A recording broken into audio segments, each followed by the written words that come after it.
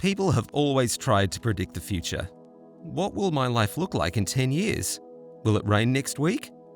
Only in recent times have scientists had luck in seeing what is actually going to happen. They don't need a crystal ball, just plenty of statistics, the right model, and some clever thinking.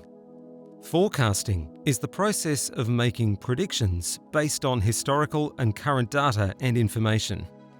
It's used to calculate everything from how much toilet paper your grocer stocks, to how many ambulances need to be on call at any given time, to how much electricity we need to produce today to be able to turn the lights on tomorrow. Here's Professor and leading statistician Rob Hindman. Well, you can attempt to forecast anything that's going to occur in the future. The question is whether you're going to do it very well or not. And there are some things that are relatively easy to forecast. Things like what time the sun's going to rise tomorrow or when the next Halley's Comet's going to come past. And there are some things that are really hard to forecast, such as the exchange rate between two currencies sometime in the future. But if you don't understand the factors that contribute to what's going on, or if there isn't much data available, or the forecasts can themselves affect the thing you're trying to forecast, or if the future is somehow going to be very different from the past, any of those things are not true, then it becomes difficult to do forecasting. Forecasts can also be affected when the exact thing you're trying to predict is impacted by a forecast itself. For example, if you hear the housing market is forecast to boom, you might react by buying sooner than you intended before you heard the prediction.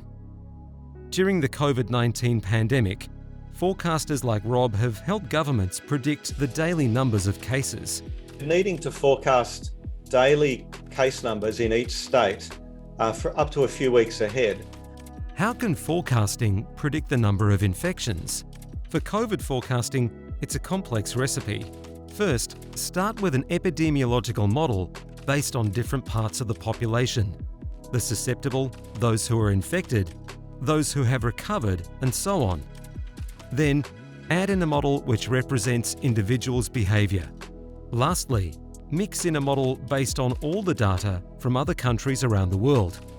And we put them together in a forecasting ensemble so that we get the benefit of all of the three different perspectives on it.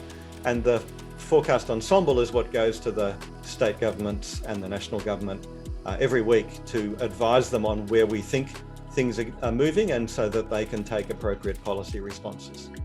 Interestingly, centuries ago, in the days of Constantine the Great, forecasters were banned.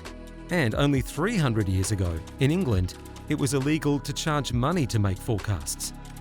Now it's a critical part of planning everything from national budgets and the economy to infrastructure, hospitals, schools, and jobs. Remember, forecasting is not just for governments or businesses. The next time you're working on your grocery list, you are actually forecasting. How many cans of tomatoes will you need for that spaghetti bolognese? Will you run out of olive oil before the next shop? And why do you never seem to be able to accurately predict just how quickly you'll go through those blocks of chocolate bought for a treat? Subscribe to our channel for more seriously interesting videos.